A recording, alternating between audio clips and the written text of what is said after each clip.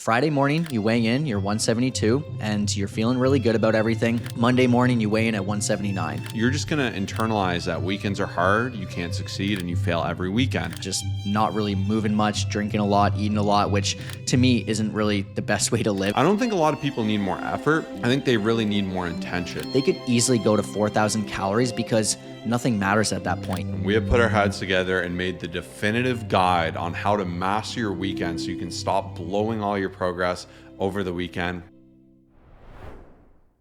What's going on, everybody? Welcome to the Fit, Healthy, and most of all Happy podcast. I am your coach and host, Josh, here with his co-host and co-coach, KG, and I'm in the house. And we have put our heads together and made the definitive guide on how to master your weekend so you can stop blowing all your progress over the weekend. We're going to let Kyle take it away. Now, before I jump into the first amazing tip, September 1st, our 30-day lock-in challenge begins. We have a few spots available at a discounted rate, and you could win a $2,000 cash prize as the winner and a guaranteed prize upon completion. You will not want to miss out on that. First link, go ahead and apply. Now into tip number 1. So first off, you're going to want to make sure to spend some time prepping, but make sure it doesn't have to be perfect. And so what I mean by that is if you have the foundation built instead of having every single meal prepared, it makes it so much easier to grab the right options. We all know weekends can pretty much come and go very quickly. There's different sports that take place. There's different travel that takes place. And that's why I feel like a lot of people end up just not succeeding. And so my biggest takeaway is just to spend time doing a few simple things such as barbecuing a bit of chicken, getting some protein prepared so that you have easy to access and grab protein sources, making sure to cut up the veggies if you need to, making sure you have some fruit available. The more you can do this and set yourself up for success and have easy to grab options when life takes over, when you have to run out to some sort of event or sporting event or practice or whatever the case is, it makes it so much easier to succeed. Because most people, and if you are someone who preps, they do a really good job having Tupperware containers and doing everything really well from Monday to Friday, and then everything completely runs out and you realize you're out of groceries and you have nothing prepared and you have nothing available, and then you just end up eating out or door dashing or just truly making the wrong choices. So I will say, when you prepare a little bit, this alone will make such a big difference.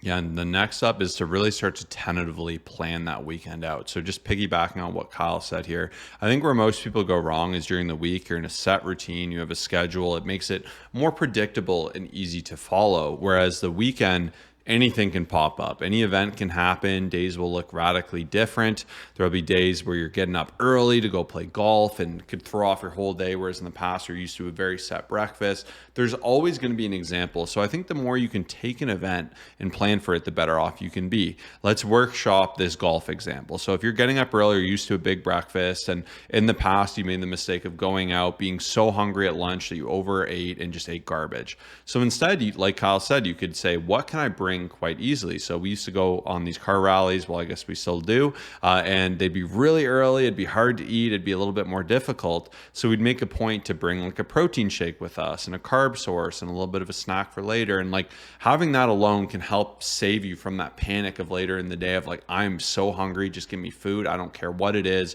or over ordering because of that. Just the same, if you know you have a massive dinner one night or a special barbecue, it's like, how can I build around this event? How can I save as many calories as possible? Can I be aware of what the menu is? Can I create some hard rules for myself? Can I have a really healthy, lower calorie breakfast, eat tons of veggies and a higher protein lunch, and then leave a big allotment of calories for dinner? Like the more you can be aware of what's actually happening and where you should save calories, where you want to allocate more calories, the better off you could be. And even just looking up restaurants in advance and such, or if you're eating at people's houses, like you don't have to be a weirdo and say, hey, how much oil do you use when you cook per se, but you could say, hey, like just out of curiosity, I'm so excited to come over for dinner. Like, I'm just curious, what are you making? And I'm wondering what I can bring.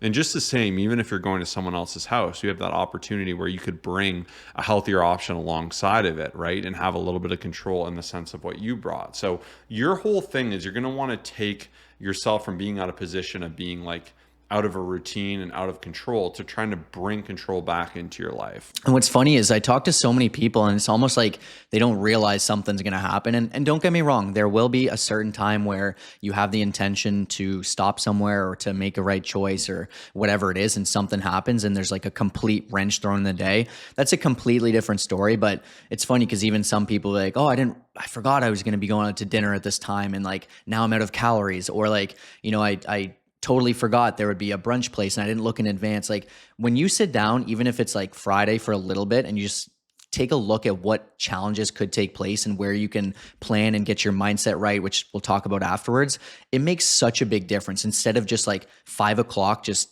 turning your brain off and thinking, all right, it's a weekend, like let's go. This alone, like tip number 2, planning the weekend out but not needing to be perfect is such a game changer. Even myself lately, I've started bringing a cooler with like, if I want to bring a Monster, I'll bring it. If I want to bring a Fairlife, the other day I brought some peaches out. Like I really like to be prepared because it feels so much better. To me, there's nothing worse than being put in a situation where you're either forced to make a bad decision, which you're never forced to, but it's harder to succeed if you're absolutely starving and you haven't thought in advance or made the right choices. So spend a few minutes, plan ahead. This alone can save you thousands of calories and help you see amazing progress.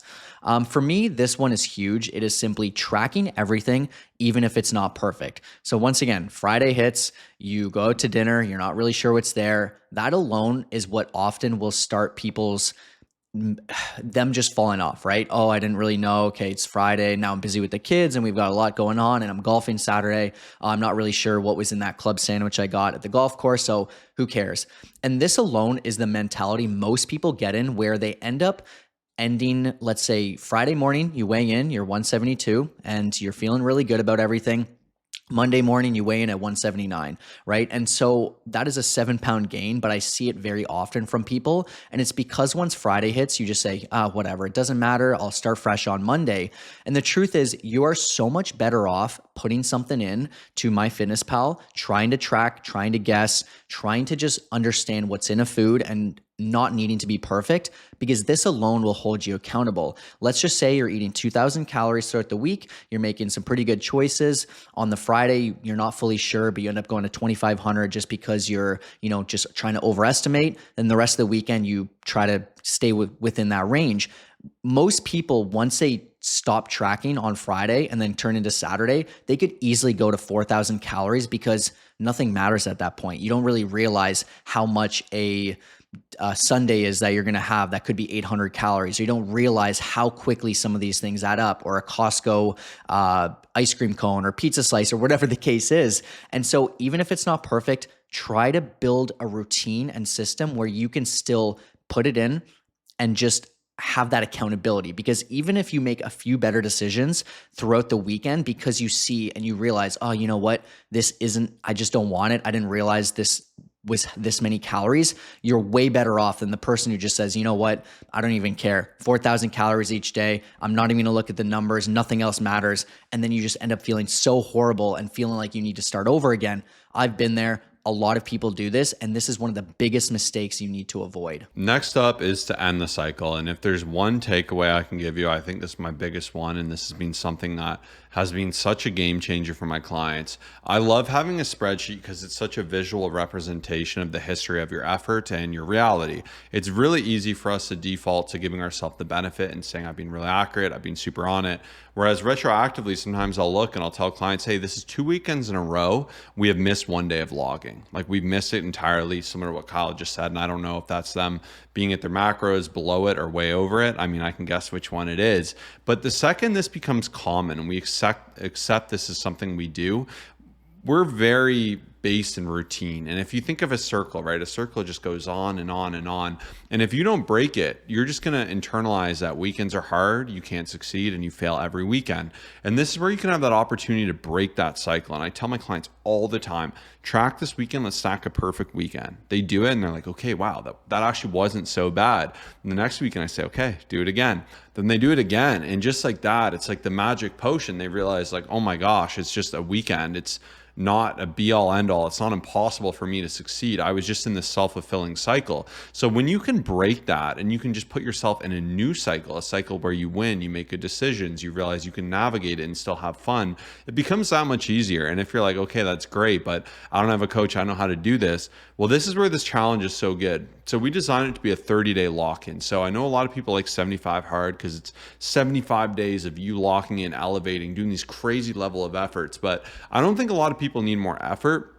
I think they really need more intention. And that's where a 30-day lock-in is good. If you lock in to fundamentals, tracking your food every day, hitting your protein and calories every single day for 30 days, eating good foods, drinking enough water, getting your workouts in, like, you 100% are going to be at a different level. Like, you're going to be locked in and you're going to evolve from that. And what's awesome about our challenges is we don't just do them as like some gimmicky, come join us for 30-day type of thing. They're a part of our coaching. So only coaching clients can partake in the challenge. But that's why for our coaching, we start people off with a 90-day accelerator, because I understand it takes work. I'm not just going to snap fix habits overnight, and we need to identify things. You need to have awareness towards it. So that's where I'll be coaching you before, during, and after. So not only will you lock in, but it will stick, and you'll be able to end this cycle once and for all, where if you're someone who is just a yo-yoer and you just want to end yo-yoing and you're like, I just want to have some control. I don't want to be a victim to my circumstance. I don't want to be dreading going out to dinner every night because it's going to break my diet, and then end up hating going out with my friends because it's actually something I love to do. Like,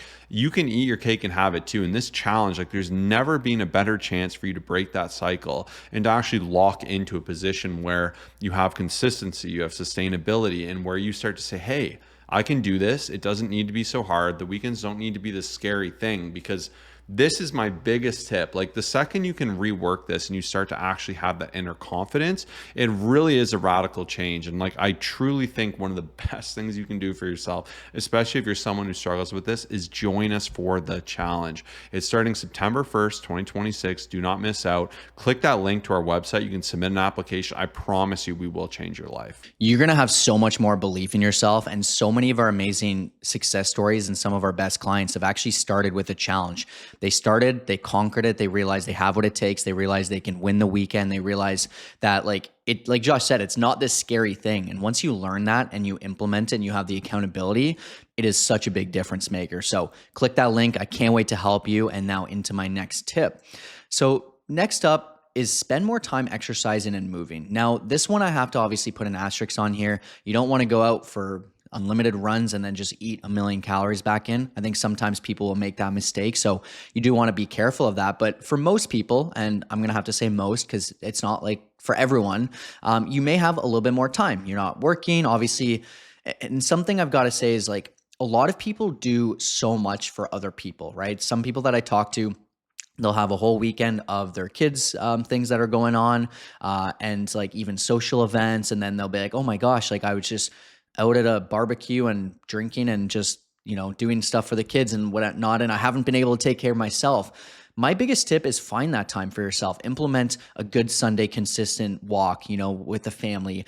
Saturdays, I love spending time in the gym. It's funny, like I do enjoy having a Friday rest day just because Saturday, I love spending more time there. I love getting in there. It's an amazing place to be. And to me, I just absolutely love it. And so I really, really recommend trying to spend your weekend putting together a theme of like, hey, I'm going to move a lot. I'm going to go on some nice walks. I'm going to go on some nice hikes, some nice bikes, and all that great stuff. And just really implementing more than just whatever it is that some people would do, which is just not really moving much, drinking a lot, eating a lot, which to me isn't really the best way to live. It's not exactly fun to do that. So I always like to structure the weekend around some good movement, some good healthy choices, but also some fun stuff too, right? Some flexibility. And that's always important. I just think there's no better feeling than ending a weekend saying, you know what? I had a great time, but I'm so glad with the choices I made. And like I said, when so many people navigate this fitness journey, I'll see them be so good during the week. They make really great choices at,